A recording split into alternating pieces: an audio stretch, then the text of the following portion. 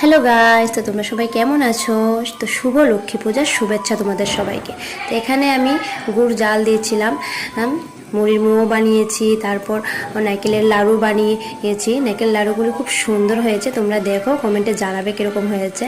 তারপর আমি এখানে মাকে বসাবো সেই জায়গাটা আমি সাজাচ্ছিলাম। আমার সাথে আমার 2 মেয়েও ছিল। তারপর দেখো এটা কি সুন্দর হয়েছে আর কেমন হয়েছে তোমরা কমেন্টে আমাকে আমি কি পেরেছি না পারিনি আমি নিজেও জানি না। তারপর আমরা বসে গেলাম আলপনা নিয়ে, রং তুলি নিয়ে বসে গেলাম।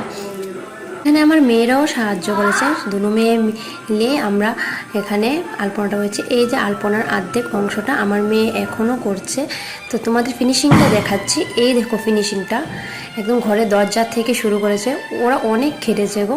তো তোমরা কমেন্টে জানাও ওদের আলপনাটা কীরকম হয়েছে, ঠিক আছে? সো বাই, পরের ভিডিওতে দেখা হচ্ছে।